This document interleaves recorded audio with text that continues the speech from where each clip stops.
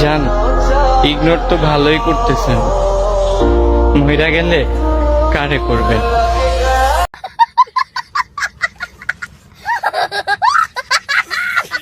নানি আমার যৌবন ফিরা পাইছে, জোয়ানকালে হয়নি যৌবন, বুড়া বয়সে যৌবন আইছে, তার জন্য জান উটকাইতেছে, তোরা কেউ হবি নাকি জান? সিদ্দিক বেড়া, তুই নানুর জান হবি? তুই তো চুরি করে বাঁচস না, তুই আবার নানুর জান হবি?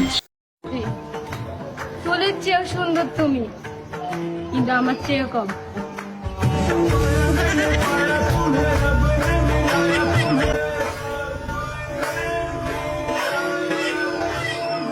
নানি বলেন, খালাম্মা বলেন, চাচি আম্মা বলেন, হাসিটা কিন্তু জোর ছিল। হাসিটা দেখে যে কেউ প্রেমে পড়ে যাবে নানির।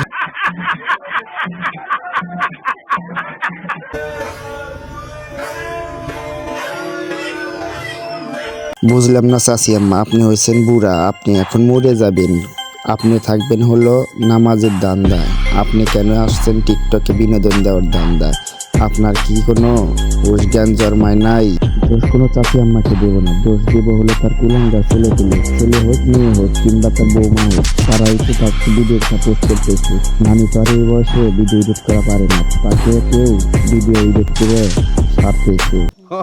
সলাদের ফুটকিতে খায়া কেন কাম নাই? যেই বয়সে মানুষ থাকবো ইবাদতে বন্দিগি করার জন্য ব্যস্ত, সেই বয়সে এসে টিকটক করে শালা মানুষ না জানোয়ার। ভালোবাসা যদি হয় ভালো থাকার কারণ, তাহলে আমায় কেউ ভালোবাসেনি।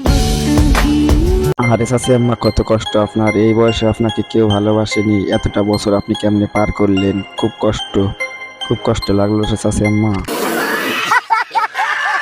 জান, ও জান, চাচা আপনি কই গেছেন? আপনারে না ডাকতেছে, আপনারে জান জান বলে ডাকতেছে, আপনারে নাকি চাচি আম্মা অনেক মিস করে, তো আপনি চাচি আম্মারে রাইখা দূরে দূরে থাকেন কেন? জান গো, বিশ্বাস করো, অনেক ভালোবাসি তোমারে। আমার মাঝে মধ্যে অনেক রাগ হয়, কেন জানেন? এইসব আবালচোদাদের জন্য। আবালচোদারা এইসব বয়সে এই মানুষকে দিয়ে এইসব কেন করা? এই বয়সে সে থাকবে হলো পর্দা, মানুষকে তার চেহারাটা কেন দেখাবে? আবালচোদা কুলাঙ্গার পোলাপানদের জন্যই আমার অনেক রাগ ওঠে। আরে তোরা আমার হাতে ছাইরা দে।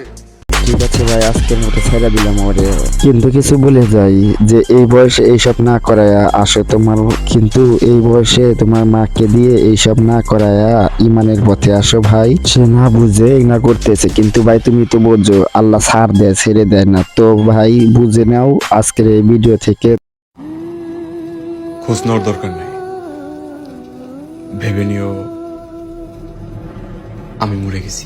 মরতে তো হবে সবারই, মরার আগে কিছু ভালো কাজ করে যান। কিছু কিছু সময় এমন রাগ ওঠে মাদার বোর্ড করে উপরে, মাদার বোর্ডরা এখন ভালো কিছু শিখে, আবুল তাবুল না শিখে ভালো কিছু শিখে, আর এইসব কিছু বাদ দে, দাদনামি বাদ দে, মাদার বোর্ড ভালো আজা ভালো।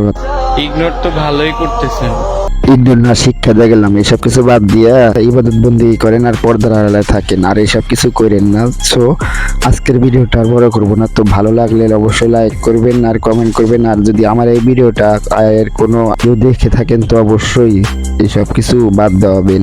দেখা হবে অন্য কোনো ভিডিওতে। Good bye.